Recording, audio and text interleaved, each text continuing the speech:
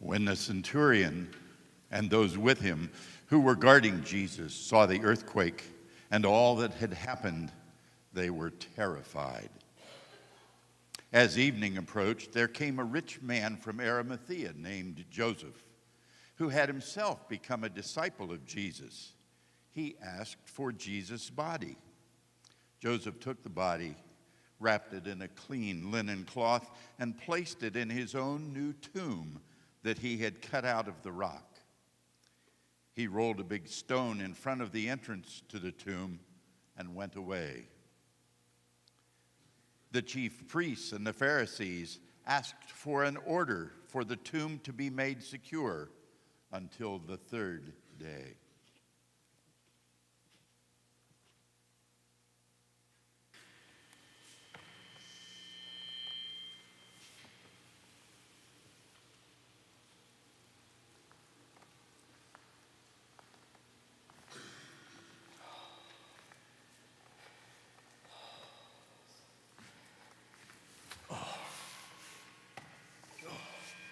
The tomb has been sealed. Good. Good. Now maybe my aching heart could be at rest, and I can collect my thoughts.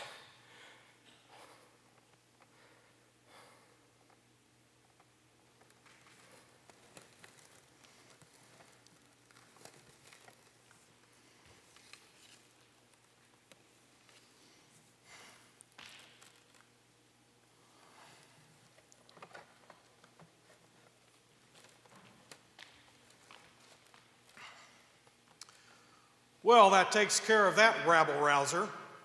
We sure put him where he belongs. We? Yes, we, the powers that be, Rome in all its might that none should dare challenge, and the Jewish leadership, such as yourself, who have wanted him out of the way for so long.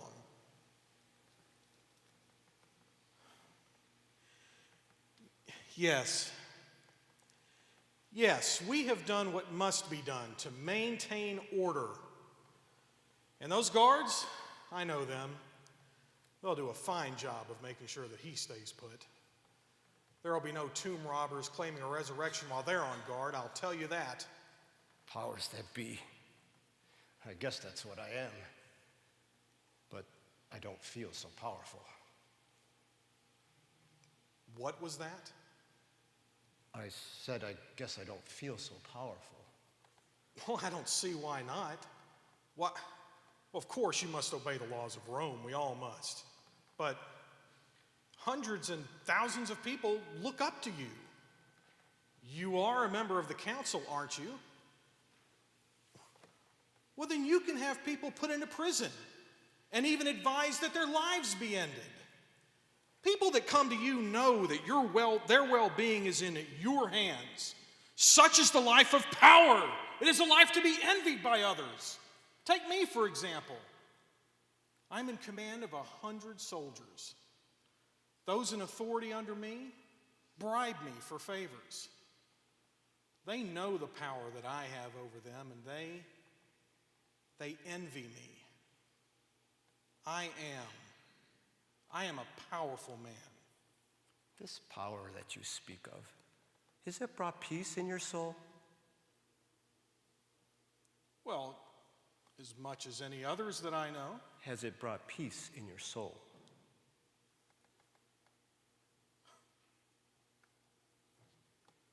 No, I guess not. Has it freed you from the fears that imprison so many in this life? The fear of death, for instance. Many fear me. Why, Has it freed you from fear? No, it is not. I know of no man who is free from fear, except for perhaps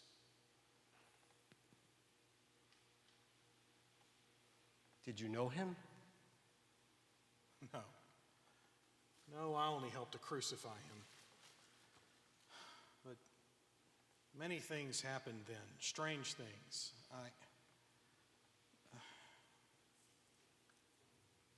Did you know him? I was his follower. I haven't admitted that till just now. I hope it's not too late. What? You say you were his follower? Yes. Yes, I was.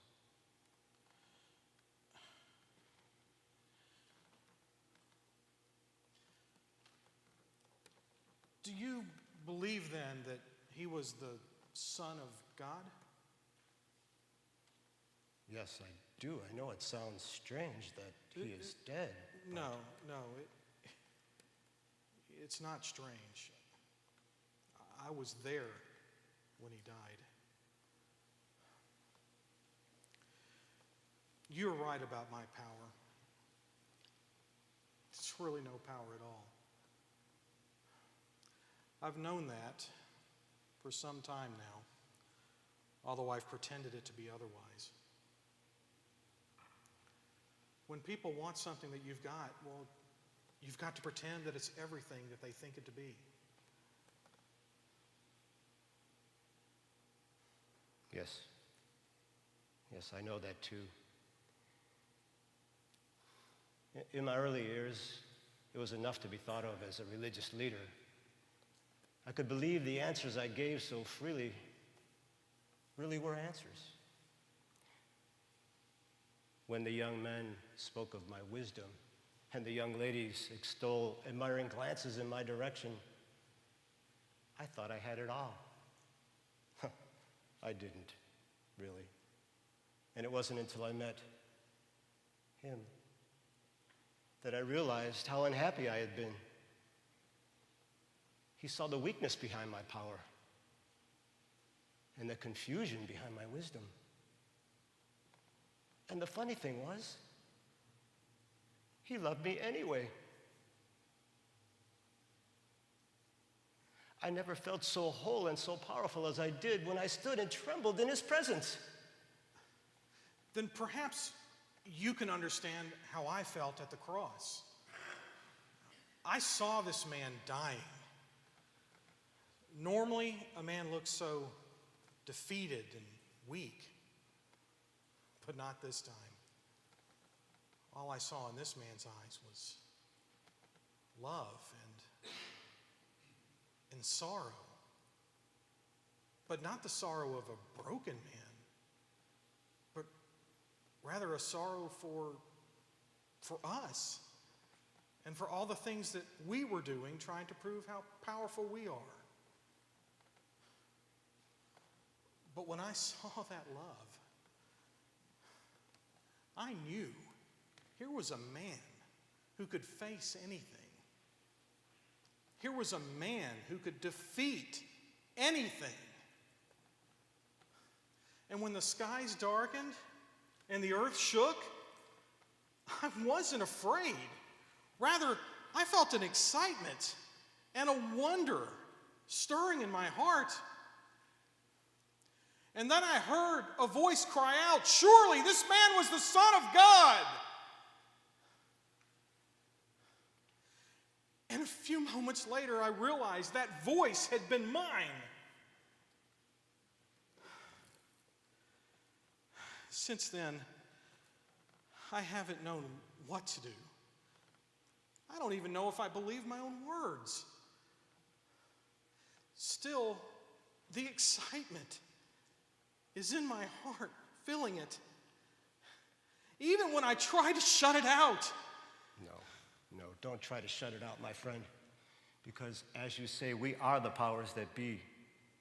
And if that means anything, then perhaps it means that we could realize the powers that have always been. True power. Power over death itself. Let us wait as we see that power is made manifest. Yes. We should wait together.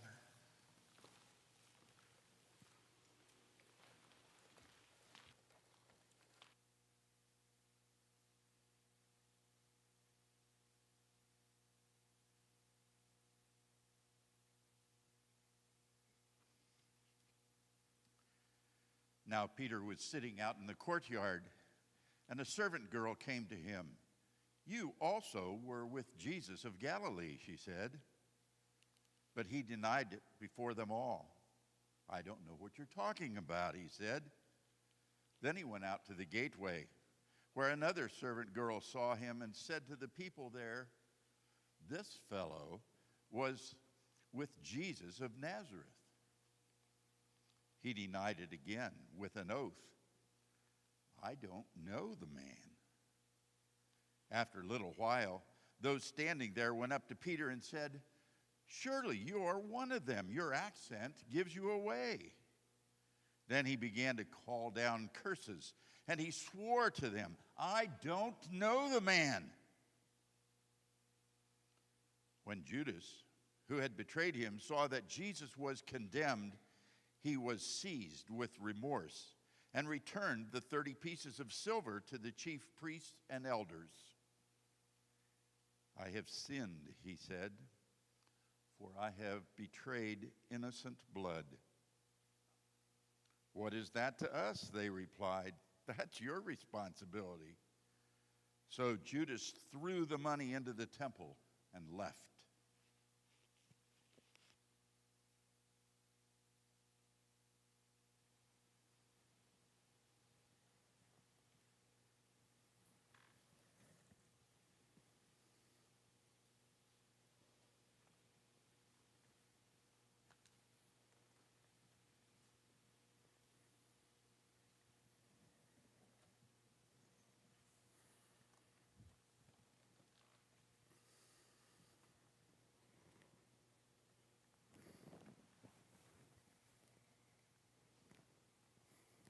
Judas, What, Peter?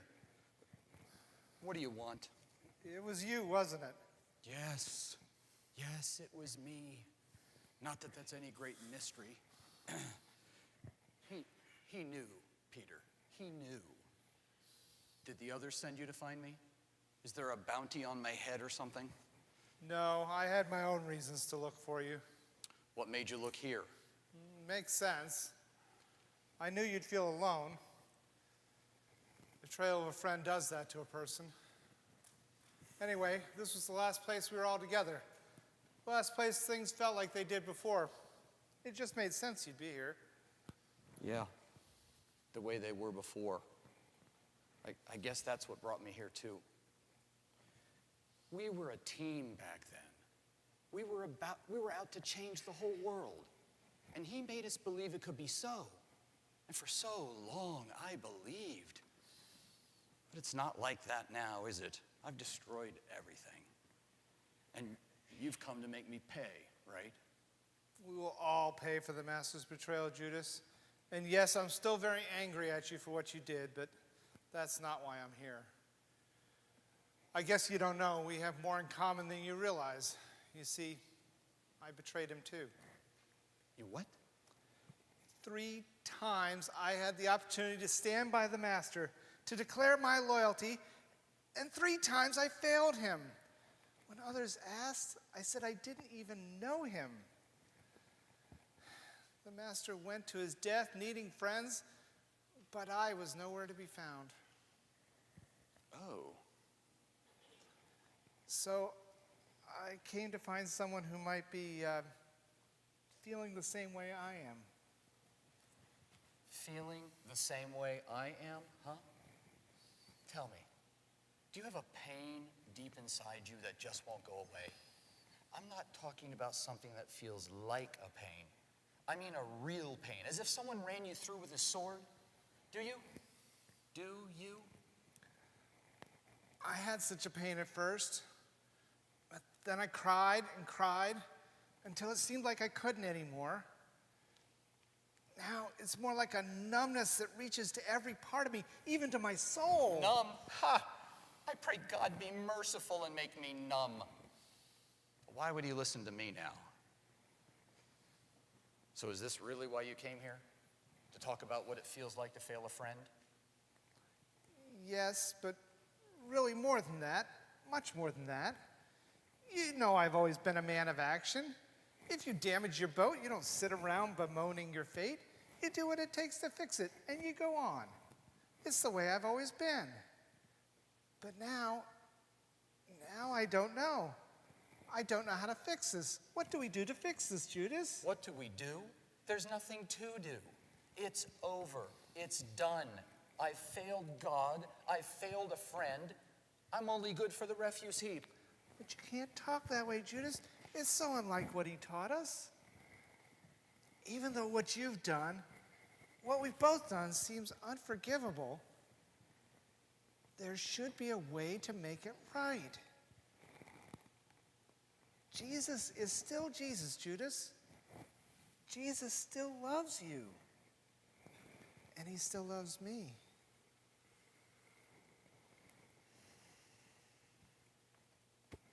Thank you, Peter, for those kind words. You may have denied Jesus, but you've never turned your back on me.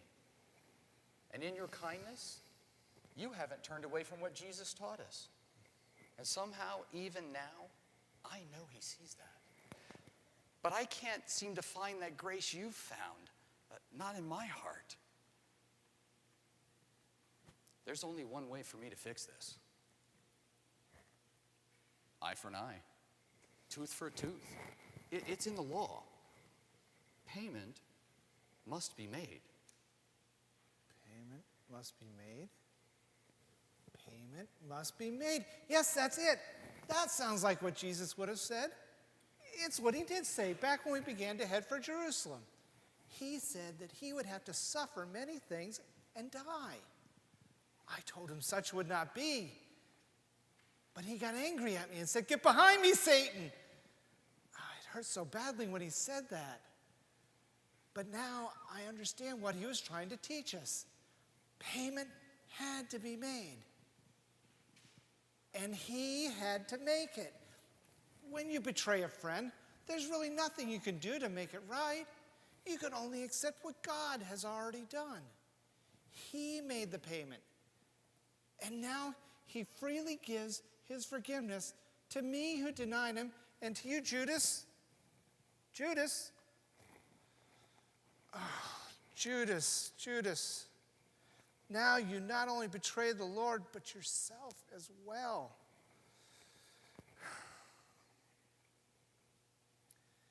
Jesus gave so much, so freely. I only wonder how many others will still insist on punishing themselves.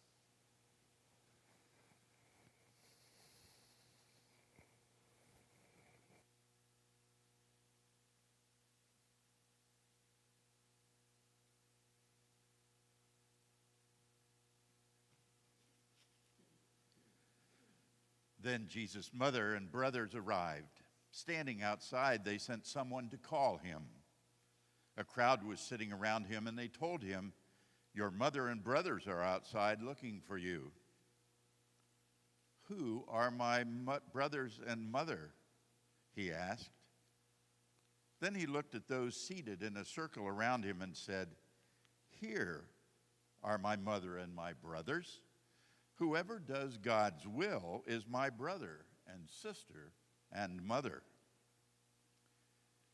Near the cross of Jesus stood his mother, his mother's sister, Mary, the wife of Clopas, and Mary Magdalene.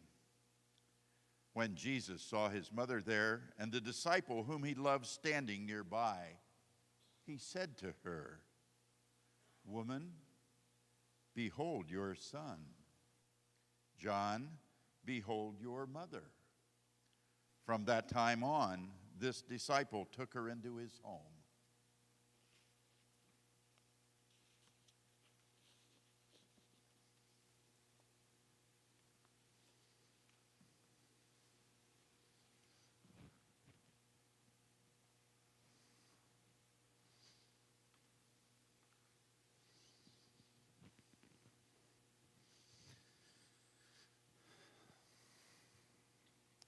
You know, Mary, when Jesus said those words, I didn't know what to think at first.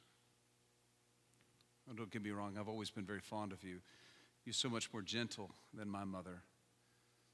But that's just the point. I already have a mother, and with my own mother standing, well, not too far away, you got to understand that felt pretty awkward. Awkward. I certainly know that feeling, especially as it pertains to my Jesus. I don't know exactly what happened. We were always so close. Oh, when he was a little boy, his eyes would just sparkle, and every time he would discover something new, he'd rush to share it with me. Oh, and he loved helping around the house, too. Although, as he grew older, he would spend more and more time with his father doing the carpentry work. Oh, I didn't mind. I expected it. He needed to learn the trade, and oh, he learned it so well. I don't know what I would have done without him after his father died. Now, John, I've lost him too. Mary, this has been so hard on you, I know. Yes. Yes, it has been. Anyway, as I was saying, he had to grow up so quickly after his father died. He would do all the things his father used to do. Oh, at first I was glad that he grew up, but then after a while it didn't seem so wonderful. More and more his mind seemed to be focused on things away from home.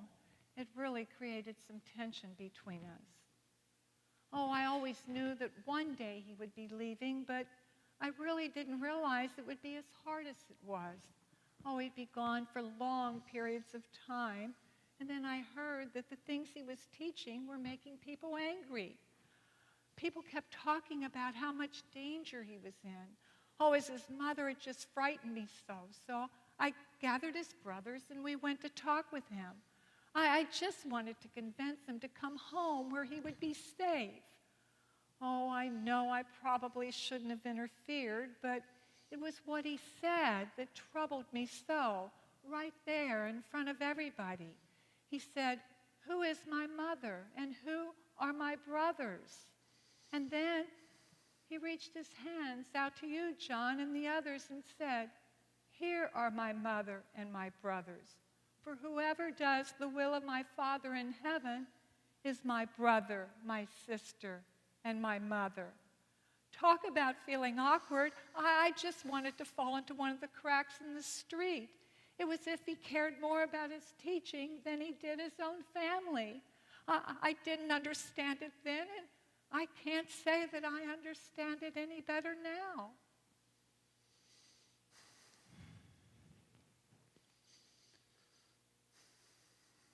I'm sure that was awkward, Mary. But I know he didn't mean to hurt you. He just had to break away. I'm sure he would have loved to stay with you, but in order to accomplish his mission, he had to leave behind that which was safe and comfortable. It's easy to leave behind what you don't need or care about. It's much harder to leave behind what gives you warmth and security. Maybe that's why he demanded that his disciples be willing to leave behind mothers and fathers and sisters and brothers. Only then could he be sure that they were as dedicated to his mission as he was. But I know he didn't care about his cause more than he cared about his family. It was just that only by fulfilling his purpose could he best love his family and every other family as well. Oh, I try to understand, but right now I think I would trade it all. The angel, the star so long ago, this mission you keep talking about, just to have my Jesus, a normal son, a son that would still be alive today. I reacted differently to those words. I was always so fond of Jesus. We were kindred spirits, both dreamers. It was never like that with James and I. He's my brother, and I love him, but we just always fought so much. You know how brothers sometimes are. I certainly do. Well, it seemed like James and I were always competing. It was never like that with Jesus. Jesus always seemed to me more like what a real brother ought to be. And so when he said, "Here are my brothers, my sisters, my mother," it just confirmed what I was already feeling. I hope you don't still feel hurt by that. No, not anymore, John, my son. Oh, there were times when I thought Jesus cared more about his teaching than he did his own family. But when he called to you from the cross to be like a son to me, Then I knew not only did he love all of humanity, but he still loved me. He cared about my welfare and what would happen to me after he was gone. I don't know if the tears I shed at that time were more because of his suffering or because I knew he really cared. Oh, John, I know how much you meant to my Jesus. You were like a brother to him, and I am proud to call you my son. Thank you, Mother. It's only been a short time, but I've really come to prize our new relationship. I still love my mother, Salome. She's done so much for me, as has my father, Zebedee. But he never understood me. We were born into a family of wealthy fishermen. He couldn't understand how James and I could give that up to follow some poor, wandering rabbi. And Mom, she just pushed us so hard.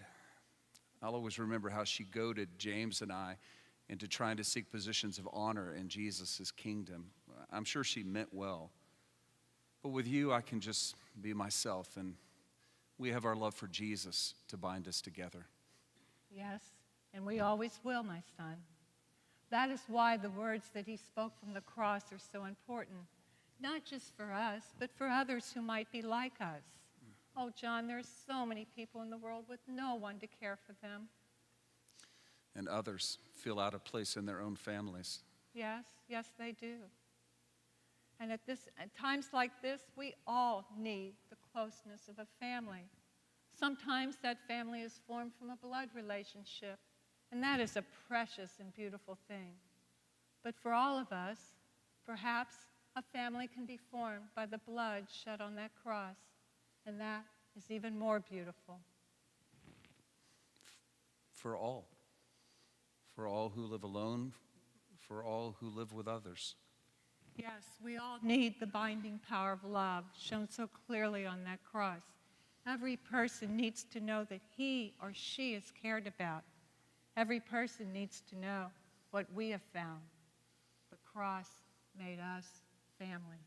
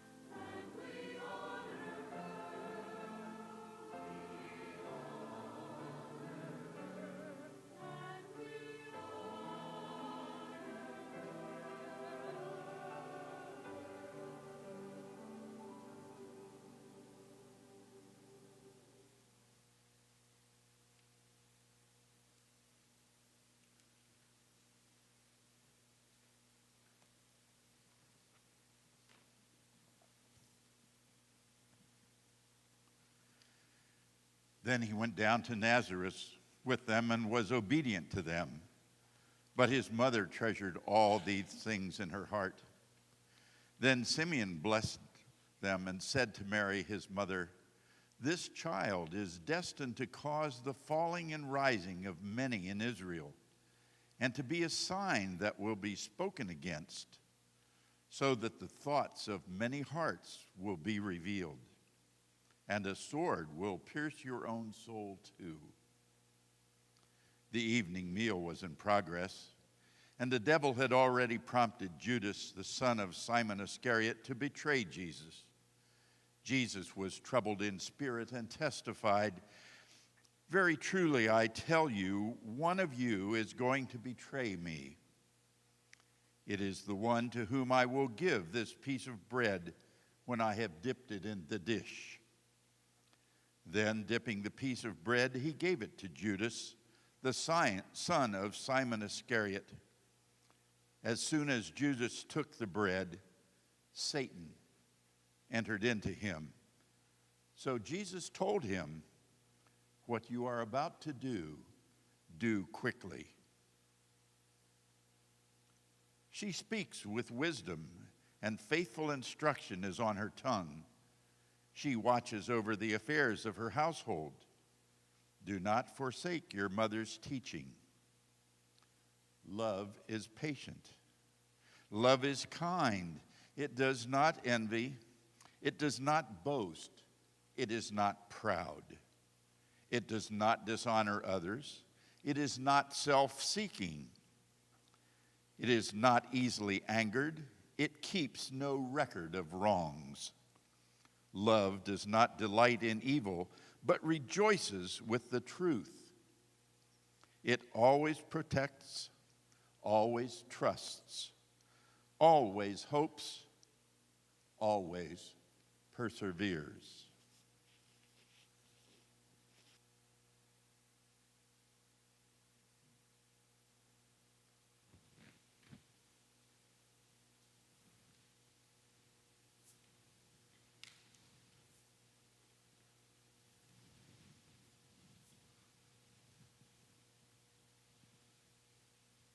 Hannah, I wasn't Mary, expecting I know anybody. This is awkward, especially after all that has happened and my son's role in it.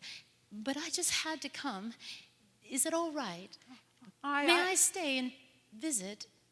I don't It'll know. only be for a little while, and then I'll go. Everything is such a mess. I really haven't felt like doing anything. I promise not to even notice. All right, then. Come, sit a while. John is gone, and I'm here alone.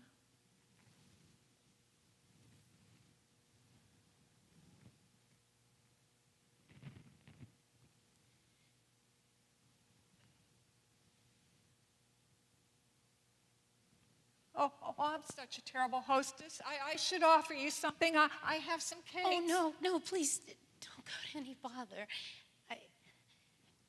Mary, I just wanted to say how very sorry I am.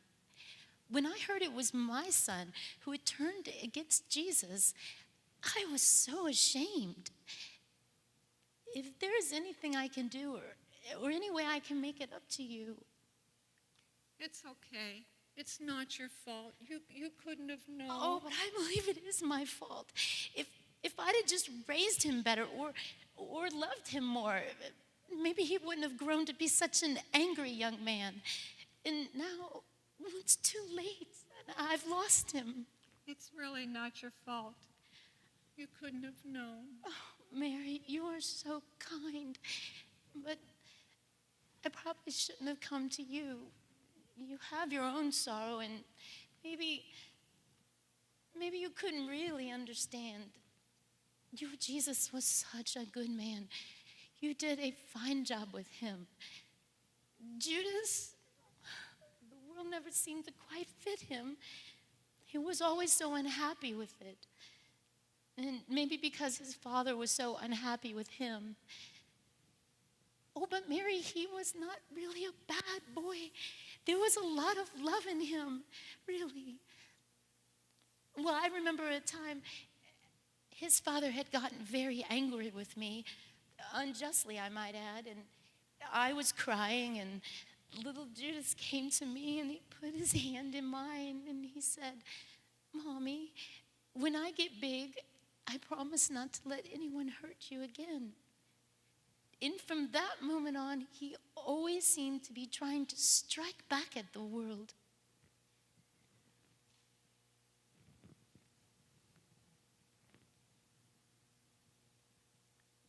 This was the first thing he ever made.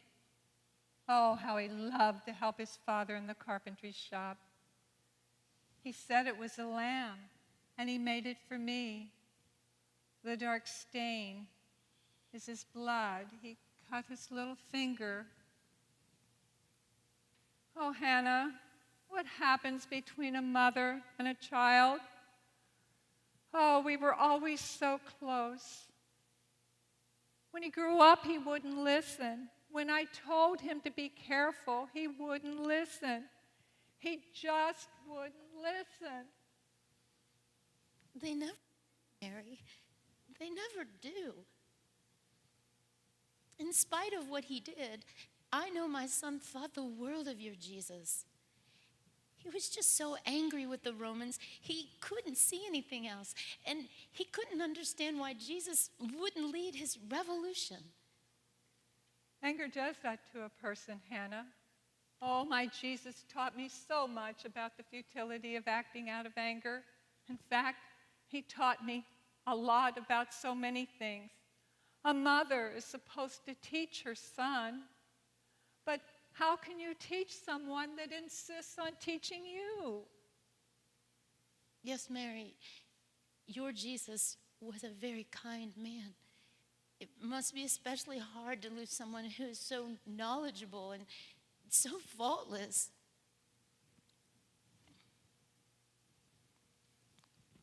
It hurts to lose any son, Hannah, because we mothers only see the good that was there. Through a mother's eyes, we only see the child. Mary, they say your son spoke of returning to life. He did speak of such. Do you believe he will? No, that is too much to hope for. Oh, he spoke of it, yes, but then my son was always talking about things I didn't understand. Maybe he meant he would rise to be with his Father in heaven. Or maybe he really did believe he would come back to life. But for a mother to hope for such and then lose him again through a shattered hope, that would be more than I could bear. Then I will hope for you, Mary. I will do it for you. One too sorrowful to hope. And I will do it for my son. One too angry to hope. If my hope is shattered, then it is shattered. I have nothing more anyway. But if my hope is restored, then I will have brought back what my son took away. Goodbye, Mary.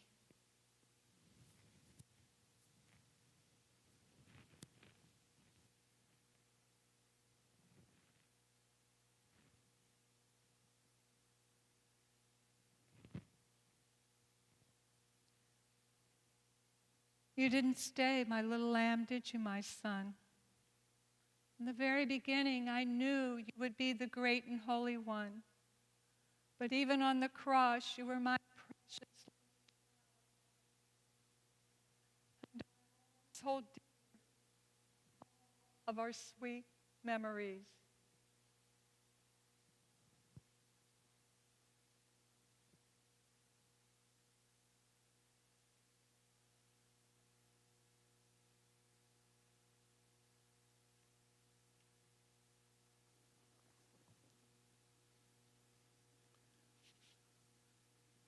Jesus said, "My kingdom is not of this world.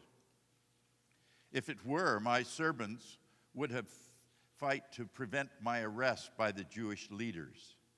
But now my kingdom is from another place." "You are a king then," said Pilate. Jesus answered, "You say that I am a king. In fact, the reason I was born and came into this world is to testify to the truth. Everyone on the side of truth listens to me. What is truth? Retorted Pilate.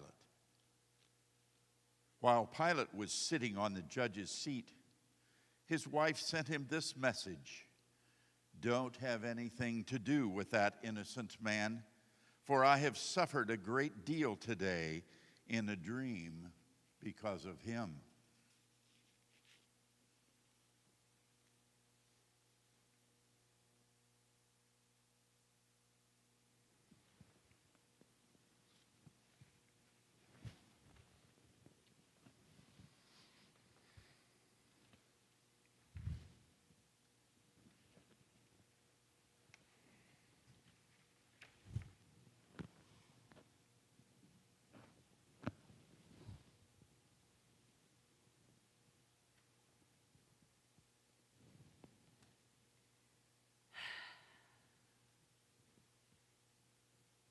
You seem disappointed. What were you expecting to see out there? Oh, nothing, I guess. Just that things look so much the same today. What's so bad about that? I like for things to be the same. It means predictability. It means everything's under control. It means Rome is happy and I keep my job. Besides, why should today be any different? Oh, no reason really. It's just that this is the morning of the third day after we crucified that man. No. So you also have heard the rumors of the so-called resurrection, have you? Well, don't hold your breath. That guy, he was a fairly decent man, but he was no god. These rumors were undoubtedly started by some nefarious people who plan on stealing the body and creating a tumult over it.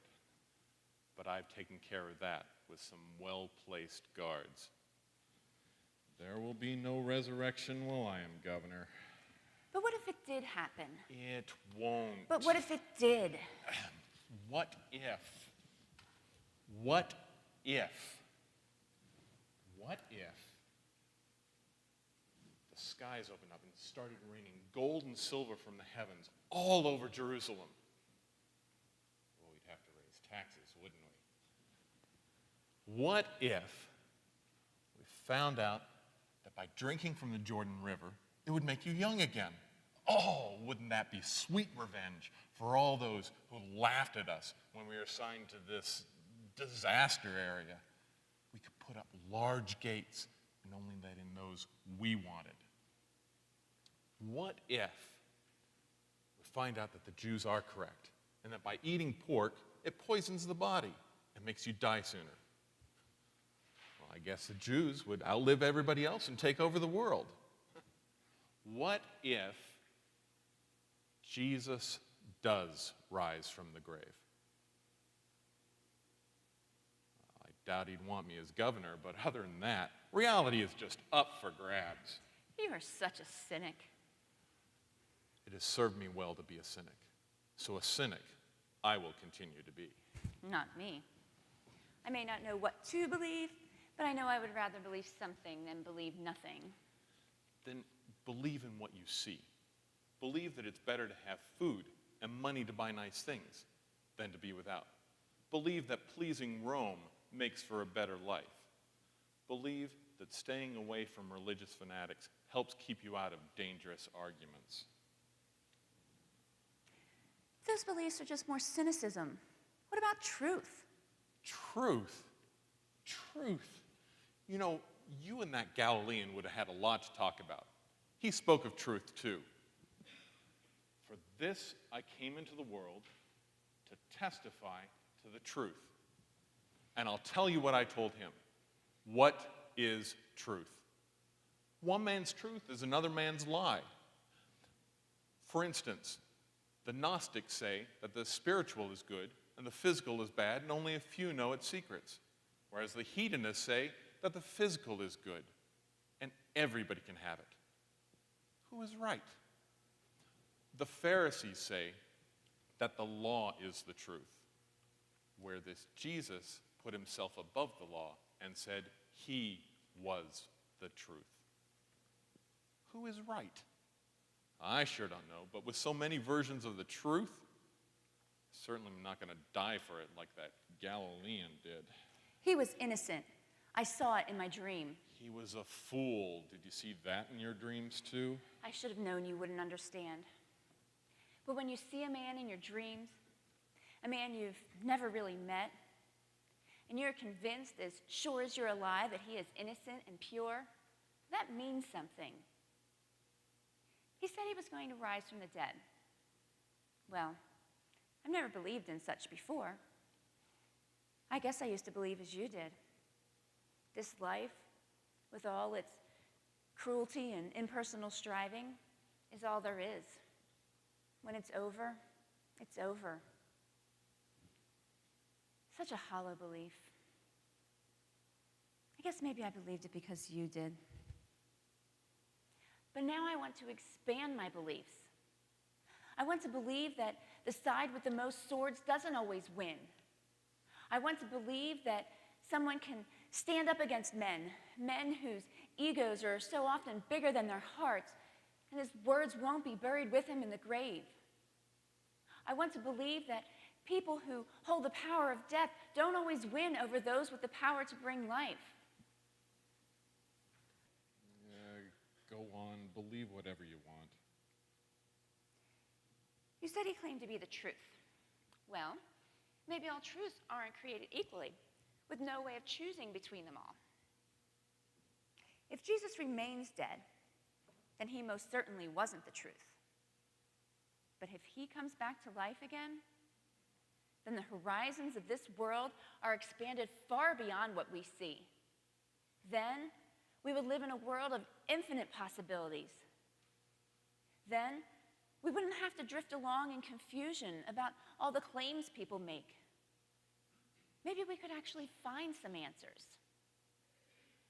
If Jesus claims his God will bring him back to life, and God does, well, then Jesus is indeed the one I will look to for truth. Well, maybe when he doesn't rise from the grave, I can stop hearing about these crazy dreams. Somehow, even if he does rise from death, I don't see you believing it. It's not in you, but it is in me. I have a hunger inside me that somehow I know will be filled. Wait a minute. What's that commotion out there? I see Galileans. And they look really excited about something. Could it be? I must go to find out.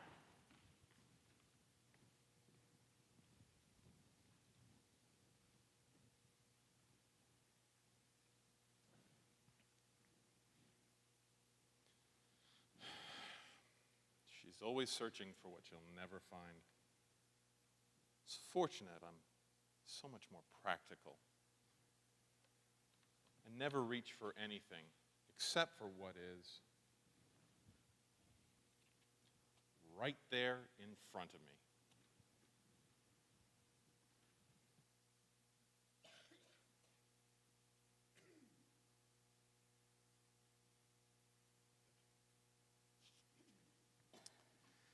As Jesus and his disciples were on their way, he came to a village where a woman named Martha opened her home to him. She had a sister called Mary, who sat at the Lord's feet listening to what he said. But Martha was distracted by all the preparations that had to be made. She came to him and asked, "Lord, don't you care that my sister has left me to do the work by myself? Tell her to help me." "Martha, Martha," the Lord answered, "you're worried and upset about many things." Now Jesus loved Martha and her sister and Lazarus. And then he said to his disciples, "Let us go back to Judea." On his arrival, Jesus found that Lazarus had already been in the tomb for 4 days. Now Bethany was less than 2 miles from Jerusalem, and many Jews had come to Martha and Mary to comfort them in the loss of their brother.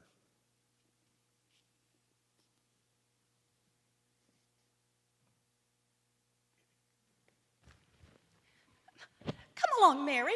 Gracious girl, you're slower than normal today.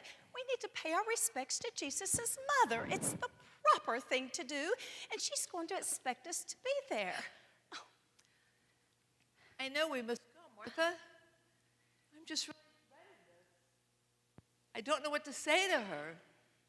I'm afraid when I see her again, I'm just going to start crying all over.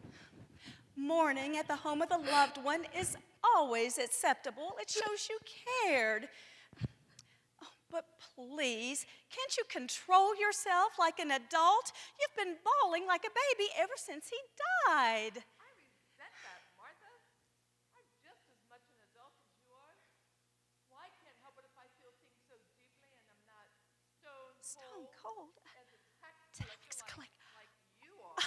Well, that's not true. Why, at the crucifixion, the tears just rolled down my face. I'm surprised you didn't notice. I just don't believe in carrying on forever, that's all. Forever?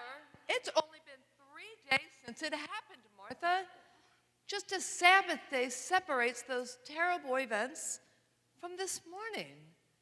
Just a little while ago, Mary Magdalene and Mary, the mother of James, went to anoint his dead body. How could you put it behind you so quickly?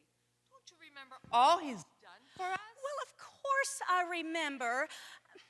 Just because your tears come so easily doesn't mean that I don't care.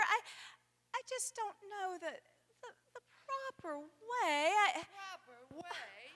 Why does everything have to be so proper with you? Can't you just feel? You're my sister, Martha, but sometimes you have to be my mother. Always superior, always in control. Well, someone has to do it. Someone has to be the responsible one, like that time that Jesus and the disciples came to our home for dinner. You made me do all the work. He sided with me that time, remember? Well, yeah, he was a man, and you know how men are. But, you know, the times when I was with Jesus, those were the only times when I felt I didn't have to be in control. Like Jesus would take care of things. Yes. You know, and take care of me. But then he just left us all alone and with no one to help. It just left us alone, Mary. Sorry I was so harsh, Martha. Why do we always end up angry with each other? I wasn't angry. I was just... Well, yes, you were. You were angry. Just admit it.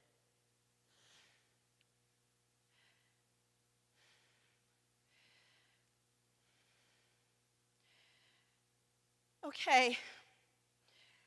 I was angry. I was angry at you because everybody can see your pain and your grief. Well, I can't express mine. I was angry at myself because maybe I was cold. I was angry at Jesus because he brought us comfort and hope. He brought us hope, and then he just died. He died, and it came crashing down on us. And I know, but he could have stopped it. He could have stopped it. He was the Son of God. Wasn't he? Yes. Yes, I thought that too. If he truly cared about it, he wouldn't have left us. That's what I thought. But we don't always understand his ways or how he will reveal You remember when our brother died? I was so angry with Jesus for not coming to heal him. When he did come later, I wouldn't even go out to greet him. I was so angry. Lord, if you'd been here, my brother wouldn't have died. That's what I said to him. Later, when he raised Lazarus from the dead, I felt so ashamed, so much guilt for my anger. Yet, he understood, and he forgave me. Now, as I look back on his love and patience for me, I wonder what it is he'll do next to help us make sense of his death. What it is he'll do next? Dare we hope that he still has something he can do? Yes, he talked about rising on the third day, and that would be today. Do you suppose? That he still will rise? Oh, I don't know, Mary. But remember our brother. When there was no hope, Jesus was our hope. Oh, I don't know. Oh, well, let's go see.